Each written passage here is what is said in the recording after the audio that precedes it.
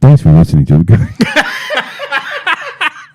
This is Car Guys Talk with Andrew and Tavarish. Hey everybody, how are you doing today? Hopefully you're doing better than I am because I have this guy in my ear and he is incessantly annoying. It's the Car Guys Talk podcast. That it is. How you guys doing? My name is Freddie Hernandez. You may know me as Tavarish, and this guy is Andrew Howell. You may know him as Andrew, but also Finn Gergens, his alter ego. How you doing today, Andrew? Doing well. How about yourself? Not bad. So last time, you guys saw us reacting to my old Jalopnik articles, and hopefully you guys had a great time because we had a good time. You had a good time. I was having a little bit of a moment when you were criticizing my work. Always playing the victim, aren't we, Freddie? I'm just always the victim. I'm just always Must be tough, dude. Yeah, must be tough. Just pick on a little old Lamborghini owner. I know. I'm easy target. Easy peasy, lemon squeezy. But you know what? I thought it was going to be. I thought it was going to be easy peasy lemon squeezy, but instead it was difficult lemon difficult. So today we're going to devote all of our time to you guys. So we're going to answer all the questions that you have. And if you have any questions, we're going to go actually, instead of questions about us and our lives, even though you can ask that, we want to do more car repair, car modification, car buying questions because those appeal to a broader audience. And it's not just about me and whether I am going to finish a project or what's next for the Lambo or something like that. That you can find out on my channel anytime. So this is gonna be general information. But it's gonna be we'll make it interesting. So what do we have from Instagram? Yes, from Instagram. Okay. The first one comes from Vince R. Allen 23, and they would like to know, how do you replace muffler bearings? Off to a great start. You know, muffler bearings are just one of those things that you need to replace every. I think it's it used to be 20,000 miles, but now it's 60,000 miles. They got like the technology for them has been upped quite a bit. My car has lifetime muffler bearings. I don't think so. Whenever any car manufacturer says lifetime anything, I always take that with a grain of salt, especially the muffler bearings. I mean, those get a lot of in the industry we call them roundage. And they get. We're dedicating too much time to this. I think so. Muffler bearings aren't a thing. That's not. It's a joke. Dave _retro wants to know, I want a poor man's LFA. Would an S85 V10 fit in an SC300? So the S85 V10 is the BMW E60 M5. Yes. That's the V10 that B is for build put in a 240Z. Right. So I wouldn't do that because you would want a car that runs. It'll run, not very long, but a poor man's LFA. That's a decent question. That is a decent question. So a poor man's LFA would be probably that. I mean, you can't get a high revving V10 anywhere else unless you get like a Lambo engine. But actually, no, you can get a Audi RS6 engine. Yeah. So that is the 5.2 FSI, and that is essentially the same thing as what you have in the Audi R8 and the Lamborghini Gallardo. There's some differences and it makes a little less power, but you can actually get a decent amount of power if you tune it up. Okay, but then what car would you stick it in? I don't know if the SC300 is a good choice. The SC is not a bad choice, but it's a little too heavy. It's heavy, yeah. And it doesn't really look all like it hasn't aged particularly well. It's a good. I feel like it's aged better than the LFA will. Yeah, I feel it's better than the LFA has already. But I think that the maybe if it's a budget, then I mean the LFA is like a $500,000 car. So anything. Well, when it was new. No, now. Well, also when it was new, it was like 440,000. I thought it was 350 or something. I think it was. I saw a Nürburgring edition go for like $600,000. Good Lord. Yeah. That's a really really good question. I'm trying to think of I mean, Chris already from BS for Build already did the Datsun 240. I mean, that's kind of an ideal chassis because it's so light. But I don't think you need to add lightness. I think you have to have some support. With Chris's build, I think that it was more about just shoehorning the engine in, and you don't really care about passenger comfort and stuff. So I think with a Lexus, what you could do, I mean, if it's possible, the LC500.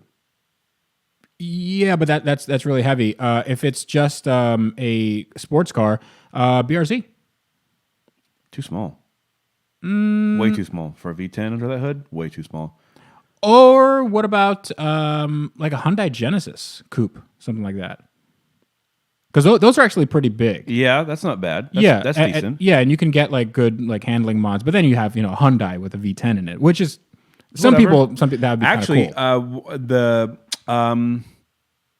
The new Camaro. Yeah, the Camaro would be Really nice. Long hood. Not the new one. Yeah, okay, you're right. Yeah, not the Yeah, new, yeah, that one's hideous. the new old one. Yeah, the previous one. Which is actually a decent looking car. Yeah, it's not. We're It's not totally bad. honest. So, I Mustang? mean, Corvette. Corvettes you Yeah. can get for cheap, but again, this is all shoehorning. Shoehorning that this stuff. is all like figurative. This is Forza. We're doing Forza dream builds right now. Okay. I'm trying to think of other cars that have like really long hoods, big engine bays. Maserati Gran Turismo. You can find those for like 20 grand. Yeah.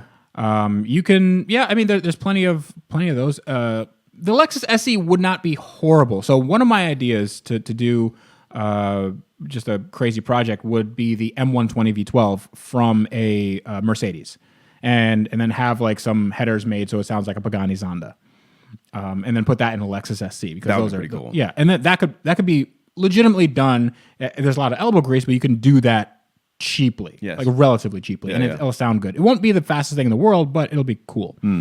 But yeah, just any of those cars, I think. So let's alternate questions. So you have one question, and I'll have one question, and then we'll see which question turns out the victor. That's not how questions The work. Weekter. The Weekter. Mesh 5516 says my car idles fine, but when I'm driving and brake fast, by the time I stop the car.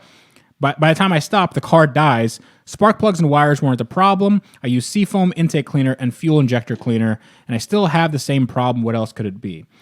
So the way I understand it, you're driving and then you stop. Like if you're driving and you just brake really fast, and then the car dies. So that's a vacuum leak issue. Yeah, I was going to say it sounds like a vacuum leak. Yeah, so I would check something like the idle air control valve that usually gets gummed up with oil.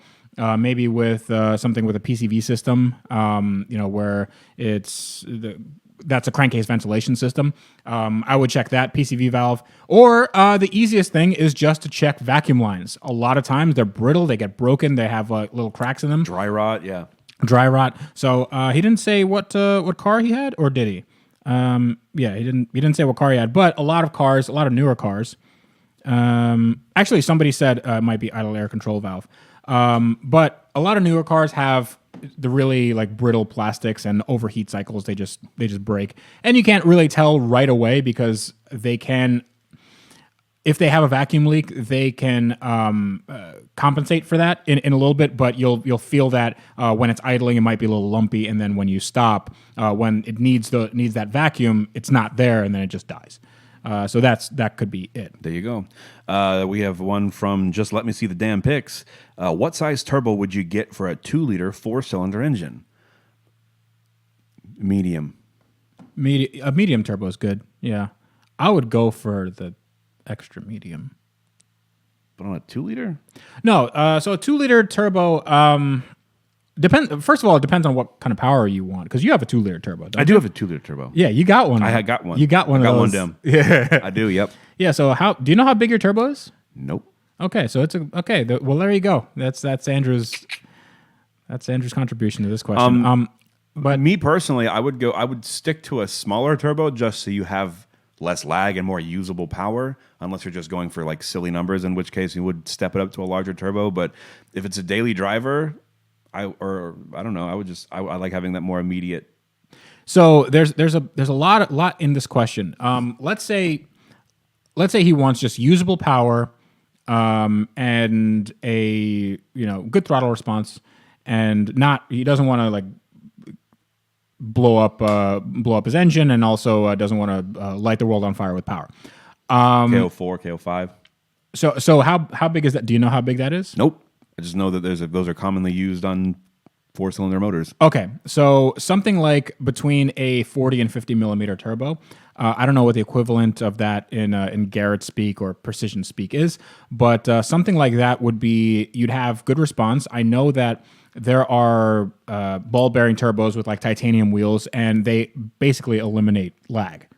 And those are great. I mean, I have Borg-Warner EFR 8374s on my Lamborghini Gallardo, and those they boost almost all the way by like $3,000. So like you're in the power band all the time. There's no appreciable lag. Do you have lag in your car? A little bit. I think for me, it's more noticeable now. It's not really so much lag as it is just wheel spin because my tires are. Because you got so much power? No, it's because my tires are bald. Oh, okay. But before your tires were bald, did you notice? Well, no, because with the EcoBoost specifically, this 2-liter, it's so torquey that it kind of just fills the gap for where the turbo is. Well, you also have direct injection and like variable valve timing and all that stuff, and that can mitigate any turbo lag. Yeah. Yeah, because it could like just send power to this part of the band. But also, you might not have as much top end just because the turbo is working a little bit harder in the mid range, right? Right. Okay.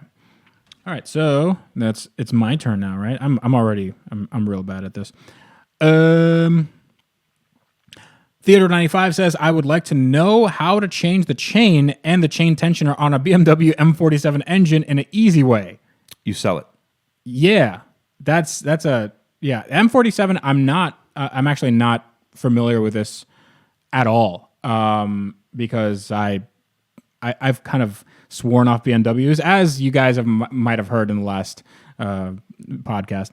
So I don't know how to do that, but I would say that there are a few websites that you can rent specialty tools, because you're definitely going to need to reset the Vanos. And that requires like certain precision elements. You have to keep the cams locked into place. Because I know how to do it on M62. I assume that the M47 is similar in architecture, but it's not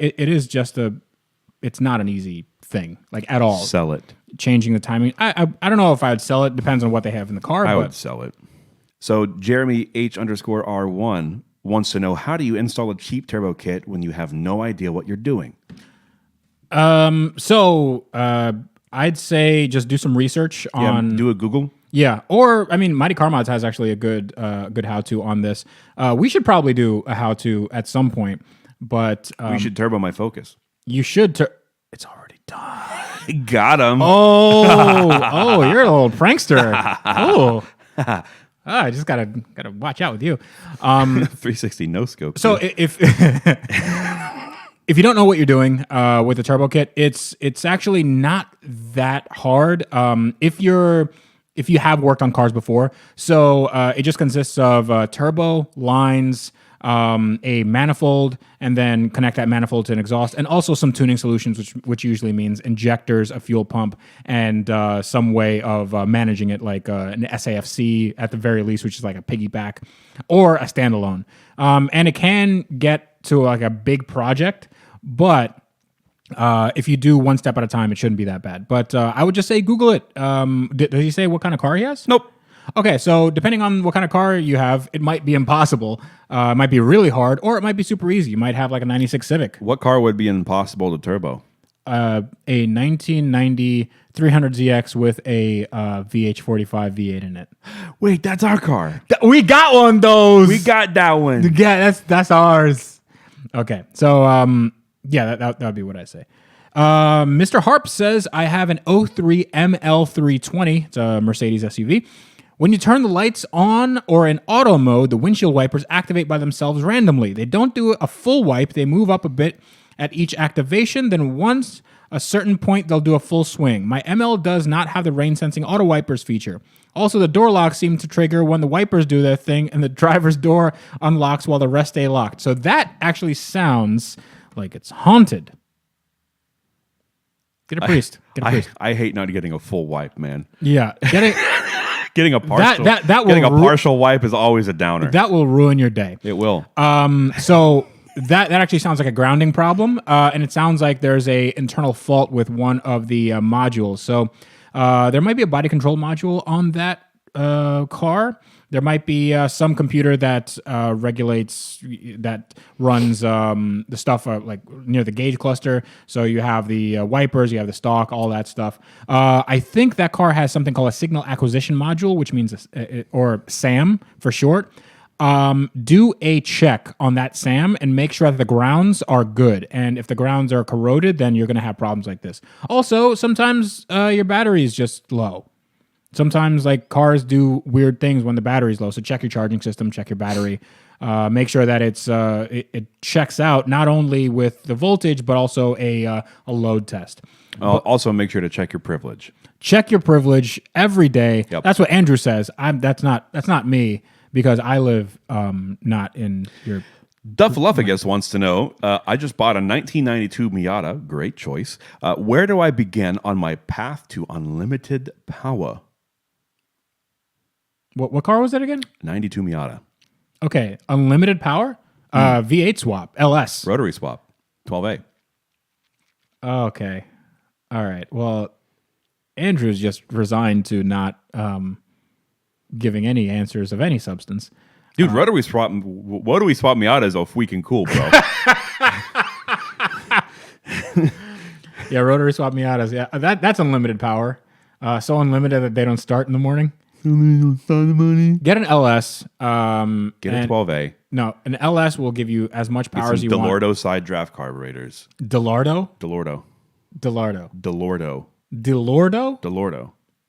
That sounds like either a fake Lamborghini or a very bad Power Rangers villain. Oh no, it's Delordo. It would be funny. I would like a steak Delordo, please. Would you like to try our new veal Delordo? Yes. Yeah. So I think LS. Just get a junkyard 4.8 or a rotary swap 5.3 kit. They're readily available. Don't listen to Andrew. Don't listen to Freddie. But here's the thing: with a Miata, there is such a thing as too much power. Yes. You don't want to overpower it. Exactly. So don't do a V8 swap. It's also too heavy. You have a car that light, and you put a rotary, which is also super light, in that car, bro. Awesome. Awesome. I don't think so. Okay, well, you're stupid. I don't think so. You're an idiot poo-poo doo-doo head.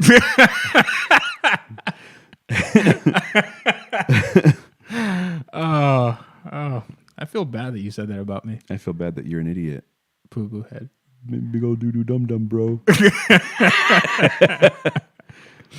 Okay. So Jackson Croydon says, what's the worst deal you have ever made? Like, what's the worst amount of money that you have lost on a car? What about you, Andrew? How much money have you lost on a car, on a single automobile? Like in the act of selling it? Yeah, just like in the act of owning it. You know, like the Mini Cooper. The Mini Cooper. Yeah. That thing ran me dry. How much did you spend on that car? Don't need that kind of negativity in my life. No, but how much did you buy it for? We bought it in 2014. It was a 2011. Yeah. It had like 40-something thousand miles on it, I think. Yeah. And we got it for like $13,800. Okay. Which for a 3-year-old Mini Cooper. That's actually not too bad. It's a good deal. Yeah. Wasn't bad. Yeah, but then. And so when I got that, I was just out of college. Mm-hmm. I was hecka broke. Mm-hmm. And so I was fortunate enough to have my parents help me out with that. Right. I've paid them back for the most part. All the money that I get from selling that car will go to them to fully pay off the rest of that car. Mm-hmm. But you basically lost like let's call it $8,000 in depreciation or something like that, right? Like and then and that's not, and then about another 5 or something. No, in total there were 2 major repairs, and it totaled almost 7, I think. Okay, so you're into the car, but I paid for those repairs out of my own pocket. Okay, so $15,000 basically on depreciation and repairs. Yep. On a Mini Cooper. Yep. Okay. Well then, that's. Yep. I once had a Cadillac, and that cost me $800. So that I never saw again. So that's it. That's boy. Yeah, $800. I think I lost money on the Viper that I had. I had a about $2,000. Yeah, about $2,000, but I gained a friend in the process. We were already doing this before we got the Viper. Oh yeah, so I guess I just lost $2,000. Okay. But you didn't lose your friend. Yeah, that's right. But I didn't lose my leg. What? Let's see here. Okay, I'll go. No, it's my turn. Okay. Well, My turn. you gotta be quicker on the draw, man. El Peralta 95. My 2011 Maxima CVT transmission is acting up. It has about 142,000 miles. Any point in trying to fix it or just start searching for another transmission? The code that pops up in the OBD scanner is a P1740. You need to sell that car. Okay, your advice for everybody is to sell their car. Or we're talking repairs. We just talked about repairs and depreciation, and you want to tell this person to not sell this car? And you I didn't say that. I'm just spend money. I'm just making an observation about your advice to people about selling cars. I'm a fan of cutting my losses. I don't think that is not true. He says that is 100% not true. He says after speaking of all the I'm a money fan of and cutting my repairs losses. that he's lost on the Mini Cooper. $8,000 for a Mini? Don't mind if I do. Cha-ching. Yeah. So a Maxima with a CVT is not a good car. I would sell it. But That's literally what I just said. I know. I didn't say I didn't agree with you. I'm just saying that you're a one trick pony. I hate you. You're not my real dad. I hate this school. I don't even go here. So the issue with the Maxima with the CVT is that those were the very infancy of CVTs. No, they weren't. For the Nissans, yeah. For Nissan, yes. Yeah. No, then you're going to be like, well, CVTs were available since 1911 and they had blah, blah. 2001 in the automatic Mini Cooper. Sure, I understand. Just let that sink in for a sec. 2001 BMW product CVT. Was it reliable? I'm gonna hazard a guess here. Yes. Well, Was it yes? Was the answer yes? funny you say hazard. So with the CVT, it's just it's one of those things where even if you buy another transmission, it's just going to have The same problems. The same problems. Yep. Those are notorious for Sucking. nailed it. Yeah. Wow. You sure nailed it. Sure got that one. Their fluid would if you didn't have the exact type of fluid, their fluid would experience overheating issues, and they would start grinding on all the internals and stuff. It would degrade very quickly. It would degrade. And also they had problems with whining, actually. Much like Sounds like someone else. Much I like know. this guy right Sounds here. like this guy. Right See, here. I'm just pointing the finger. Pointing Pointing the fingers. Point.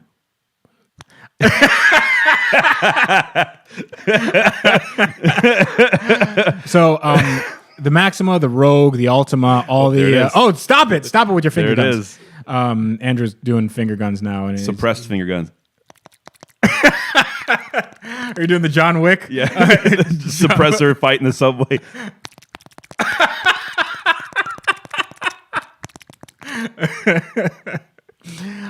So CVTs, I wouldn't touch with a 10-foot pole. If you could sell the car, or at least fix it enough that you can sell it and get some money and then buy something else. Maybe like you can buy that same Maxima, and they do make a 6-speed manual with that car. It's very rare, but they do. Or just buy another car altogether. I would probably do that because CVTs are just trouble. It's just I knew they were trouble when they drove in. by the leak on the floor. That stinks. Okay. And you know the Nissan, they have lifetime transmission fluid in those CVTs. I'm sure they do. Yeah, I'm sure they do. Incredible. You know what I'm waiting for? Lifetime oil. That's what I'm waiting for. That's like, you never have to change your oil. Like, good, because I wasn't going to. No, lifetime oil is when you own a rotary and you spend your whole lifetime buying oil to put in the rotary. But I tell you what, rotary swap Miata would be super sick, bro. Yeah, I don't think so. I do. Okay, Chris Lasher 210 says is a 2008 to 2012 Subaru WRX hatchback, which was the that's the What is it again? I was reading a question. I'm sorry. is a 2008 to 2000. 2000 the 2008 to 2012 Subaru WRX hatchback, a good first car. Generally used ones have anywhere from 60K to 120K miles and 10K to 20K dollars. I'm just hesitant on Subarus 24/7. They're awesome cars when they work, but I just feel like they they have so many strange quirks and features. More like quirks, Yeah, just quirks. or yeah. If you're looking to dig in real deep and learn how to work on cars immediately, I honestly, I don't think so. They're not as reliable as, say, a Toyota or actually Nissan's not very reliable now. or Mitsubishi. Mitsubishi's not even a car company anymore. I think Yeah, they make like Still a car company. toasters. They're still a car company. Really? Yeah. Have you not seen the new Mitsubishi Eclipse Cross? Sport. So they're not like Hondas or they're not like Toyotas, and they're not as reliable. But if you don't drive the pants off, like if you don't really like rag on them too hard, they're not bad. They do have a problem with their head gaskets and higher mileage. Yep. So the lower mileage usually is the better. And I don't know if those cars still have the timing belt. I know that they use timing belts way late, like the EJ series engines, which is the Boxer 4 cylinders. They use timing belts, which you have to change, which is kind of antiquated at this point. Yeah. But I wouldn't recommend it as a first car, even though they're kind of cool and you can get them pretty cheap. I will always and forever, as a first car, recommend a Honda Civic or like an Acura Integra, something that is extremely cheap to buy, extremely cheap parts, very easy to find parts for. They really are just fun cars. But I assume that they mean WRX hatchback instead of like an Impreza because they want to have a little bit of driving fun, right? Yeah, in that case, hard pass. Right. So what I would say, if you're looking for 10 to 20 grand with around 60 to 120,000 miles, Focus ST, bro, or Fiesta ST, or Honda Civic Si from the previous generation. Those are still turbos. No, they're not. This one was the first turbo. Positive. Really? Yes. Okay. Yes. All right. So yeah, But either way, it's an SI. 200 horsepower. Yeah. Yeah, they're stupid fun. But Yeah. no, I would highly recommend. Obviously, highly recommend. I would ST. do an ST just because, or if Fiesta or Focus. I'd probably go with a Fiesta just because it's a little cheaper and you can chuck it around a little more. Plus, it doesn't make a ton of power, so it's not gonna get away from you. And they're only sold in manual, so you get to learn how to drive manual right away, which is cool. Right. The Focus as well, right? Yeah. Okay, they're only made And that's what makes me so sad about them getting rid of the ST line. Why? That are the Fiestas and Focuses. Foci? Because that was such a driver focused, no pun intended. Those are such driver focused cars. Like, name another car that right now that you can buy for under 30 grand that only comes in manual. Under 30 grand that only comes in manual. I don't know. Somebody out in the comments is going to be like, "Oh, it's like I don't know." Then again, I'm not too keen on the new cars, but most likely some Econobox because those are now like the manuals are now relegated to like super cheap. Even the Mitsubishi Mirage G4, which is like $8,000 brand new, still has an automatic transmission. It's like 3 cylinders. I guess I don't even know if they sell those anymore. I think it's just the Outlander and the Eclipse Cross. So I don't know what are manuals relevant? I just a quick aside. Like, are manuals even relevant anymore? This is now the Jalopnik podcast. No, that was last podcast. No, are manuals relevant? Absolutely. Really? Yeah, 100%. Because it's like saying, because I think it's antiquated technology. It's I don't Records are really big right now. Vinyl, antiquated technology, but it's super popular. It's super popular in a small niche. No, it's not. Yes, it is. No, it's not. Most people aren't going. They're not record stores popping up. We're talking about broad. There are record stores popping up. Absolutely, there are. One just popped up in Claremont, literally. No. Okay. I'm not talking about a mom and pop record store. I'm talking about a giant chain of record stores. If they're, like something like movies. The world's biggest record store just opened up in Tokyo. Okay. And they also have underwear in vending machines over there. I know they're living in 3019. And it's used underwear. Thank you very much. Oh, okay. You can sniff the panties. Yeah, that's. I know it's really weird. Ooh. Anyway, no, I disagree. I think that manuals are still very relevant. I think that they're very important. I think they're fun, But I think that all that stuff it's going to go by the wayside, and it's like a carburetor. You know, maybe I'm in denial. Okay, I think you are. it's not just a river in Egypt. What? What? Huh? Hello. Okay, so I got one for you. okay. Justin SWM. I've got an opportunity to buy a 16,000 mile 2009 CL63 Designo. Designo. Whatever. Designo. Dezongi. It does. It's spelled like Designo. I need something all-wheel drive where I am, so CL63 Designo and an older G-Wagon, or just buy a newer S-Class Coupe AMG with 4Motion. Wife already has an Escalade, so I don't need another SUV. This person has money. So why are you getting a CL63? I don't know what to answer. Okay, so they want to buy a CL63 and then like a G-Wagon? Is that what the question was? I guess. Okay. Or G-Wagon? So I would not get the CL63, especially in that year, because that has the 6.2 liter, which was actually an unreliable engine for Mercedes standards. It had some, I think it's head sealing issues. Okay. So those actually, it's not a question of if but when. So I wouldn't get that car. I actually saw a CL63. I'm not sure if it has the Designo package, but it's on our local Craigslist. $9,000, $9,000. I think it was like an 09. Hey, we need to get that car. I think it had like 110,000 miles, and it's CL63 AMG. So 500 horsepower, V8, all that stuff. It was $9,000. We should manual swap it. It's a good idea. Let's follow the train of thought there. But I would, if you can get something newer with Mercedes, it's probably going to be leased. It's probably going to be, I wouldn't buy it and then, try to get all my value out of it. That'd be insane. What I would do is I would get if you get a newer S-Class, you can actually find them for real cheap, like, because they've been out since 2015 now, like the newest generation S-Class.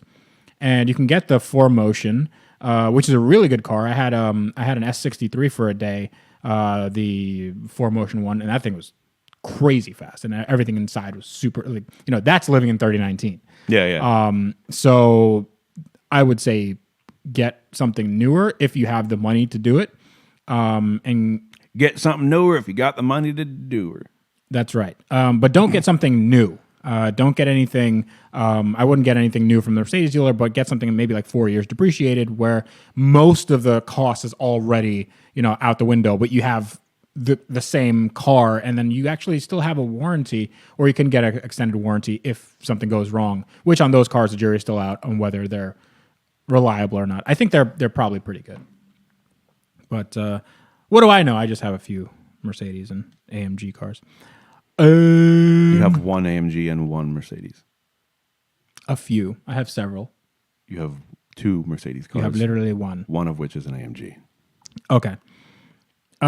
Lord Twaddle says, how do I fix the alarm system on my Crossfire? The key works and the central locking works, so I think the reviver for the key signal is broken. Oh, you just sell it. Maybe it's just sell it. Just sell it. Maybe it is the reviver signal for the key is broken. I don't know. I don't have too much information about this. I do. You sell it. Okay. 2D Shay says, do you recommend a turbo E46 328, which is a BMW, or an Audi A6 Avant 1.8 Quattro with a big turbo for my first car? Neither. Yes, that is the correct answer. Yeah, neither. Honda Civic, Acura Integra. Yes, those are great first cars. You're welcome. When you say turbo E46 328, they've been Craigslist shopping. That is somebody's project they're willing to take on. Yeah. Or an Audi A6 Avant 1.8 Quattro with a big turbo. That's they found some projects for $2,500, and they're like, oh, this is perfect for me. I like speed and I like nice stuff, and this is nice and it's fast. Man, it's not. You're gonna hate yourself on either of those things. I would say that's too much horsepower and you'd kill yourself, but you'd have to have a working car for that. Yeah, you'd have to actually move. So, actually, you may still kill yourself because you'll be spending way more money to fix them and get them running. Exactly. Or buying another car. Okay, so that is going to be it for all the questions. Thank you for asking all of them. And I think we should do this more often. I think we should do this more often. Yeah. I'm glad you Yep. agree. And not only on Instagram, but also on Facebook and also email. So ask us questions not only about our personal lives. Actually, don't ask about our person. That's really boring. That is boring. Nobody wants to know It's about really that. boring. Yeah, but just ask us questions about stuff you want to know about cars and repairs and modifications and buying stuff. So you can do that at iWrenchEveryday at gmail.com. Yes. And CarGuysTalk at gmail.com. Yes. And follow us on Instagram at WrenchEveryday. We do have updates on Earl. Yes. That's going to be interesting. So until next time, this is me, Tavarish, for Andrew Howell, reminding you guys that you need to wrench all the time. We should go buy a car. Yeah.